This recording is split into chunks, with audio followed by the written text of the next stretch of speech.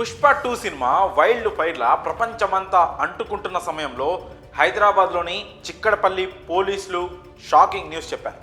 Pushpa 2 team అంత ఆనందం మునిగి ఉన్న సమయంలో పోలీసులు చెప్పిన న్యూస్ సంచలనంగా మారింది. బుధవారం రాత్రి పలు థియేటర్లలో పుష్ప మూవీ ప్రీమియర్స్ ప్రదర్శించిన విషయం తెలిసిందే. ఈ క్రమంలో హైదరాబాద్లోని ఆర్టీసీ క్రాస్ రోడ్లో ఉన్న సంధ్యా సినిమా థియేటర్లో ఎలాంటి దుర్ఘటన జరిగిందో తెలియంది కాదు. ఈ బెనిఫిట్ షోకు బన్నీ సహా పుష్ప 2 టీం నుంచి 12 మంది హాజరయ్యారు. వీరిలో అసిస్టెంట్ కెమెరామెన్ సహా పలువురు ఉన్నారు. అయితే బన్నీని చూసేందుకు అభిమానులు ఎగబడ్డారు.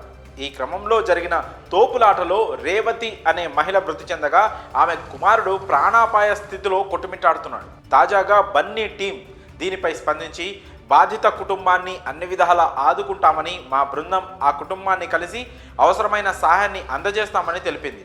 ఈలోపే పుష్ప 2 టీంపై క్రిమినల్ కేసులు నమోదు చేసినట్లు పోలీసులు ప్రకటించారు.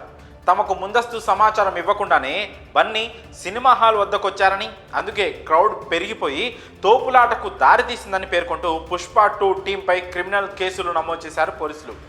బన్నీ సహా మొత్తం 12 మంది పుష్ప 2 టీం సభ్యులపై కేసులు నమోదు చేసినట్లు చిక్కడపల్లి సర్కిల్ ఇన్స్పెక్టర్ తాజాగా వెల్లడించారు.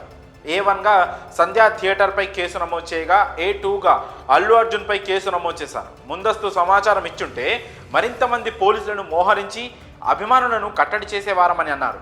ఎలాంటి సమాచారం ఇవ్వకుండా సర్ప్రైజ్ విజిట్ చేసి అభిమానులు తోపులాటకు దిగేందుకు పుష్ప 2 టీం కారణమయ్యారని తెలిపారు. ఇప్పటి వరకు అయితే బన్నీ టీం నుంచి దీనిపై ఎలాంటి స్పందన లేరు. ఈరోజు బన్నీ ప్రెస్ మీట్ పెట్టనున్నట్లు సమాచారం. ఈ విషయంలో బన్నీ ఎలాంటి నిర్ణయం తీసుకుంటారనేది చూడాలి. మరి ఈ విషయంపై మీ అభిప్రాయాలను కామెంట్స్ రూపంలో తెలియజేయండి.